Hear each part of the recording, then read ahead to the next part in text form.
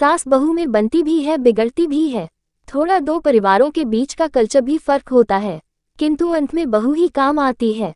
ये बात सास के समझ में आते ही विवाद खत्म। सास का विश्वास अपनी बेटी पर अधिक होता है। वह बहू की सारी कमियां बेटी से शेयर करती है। बेटी कई बार आग में घी डाल देती है।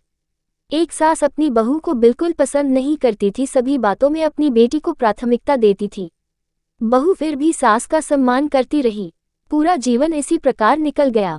सास का अंत समय आया। अब घर की चाबियां सौंपनी थी तो सास चाबियां किसको दे? बेटी को, जो उसे विशेष प्रिय है। नहीं, चाबियां बहू को ही देगी, कितना भी मतभेद रहा। बहू ही अंतिम स्वामिनी है, उत्तराधिकारी है सास की। क्योंकि माँ बेटे का रिश्ता और पति पत्नी का रिश्ता ही ऐसा है, जब दो लोग एक ही चीज को प्यार करते हैं तो दोनों में प्रतिस्पर्धा सचती है, इसीलिए दोनों लड़ने झगड़ने लगती है। ईगो समस्या, वैचारिक और मानसिक मतभेद और जनरेशन गैप की समस्या। सास को डर होता है कि बहू उसका बेटा उससे छीन लेगी, और बहू सोचनी ही कि उसका पति कहीं ममाज बॉय न हो जाए। सास बहू की नहीं बनती, क्योंकि एक म्यान में दो तलवारें नहीं रह सकती। क्योंकि सास और बहू दोनों का ससुराल एक ही घर में होता है। क्योंकि सास बहू को बेटी नहीं मान पाती और बहू सास को मां नहीं मानती, इसलिए ये स्थिति उत्पन्न हो जाती है। एक छोटी सी सच्चाई। एक लड़की जिसका नाम प्रीति है, मेरी पड़ोसी है। उसकी शादी हुई, बड़ा प्यार था दोनों पति पत्नी में। प्रीति जब ससुराल गई तो वहां उसे सारे काम करने पड़ते थे, जैसे कि किसी भी सामान्य बहू को करना पड़ता है, लेकिन प्रीति को वो बर्दाश्त नहीं हुआ। वो अपने मायके आई और अपनी माँ को सारा हाल कह सुनाया। माँ भी बड़ी काबिल। दोनों माँ बेटी और छोटे भाई ने योजना बनाई, लड़के को गांव के बाहर एक मंदिर पर बुलाया और खूब मारा, उसकी बाइक भी छीन ली। बेचारा पति आया था अपनी बीवी से मिलने, और क्या दशा कर दिया बीवी ने अपने पति का। और समय तो देखो, उन दोनों की एक बेटी भी है जो कि ननिहाल में अपनी माँ के साथ रहती है। कोर्ट का केस चल रहा है। प्रीति अब ससुराल जाने को तैयार है, लेकिन लड़के ने साफ इनकार कर दिया है। देखो अब जाने कब तक कोर्ट के चक्कर लगेंगे।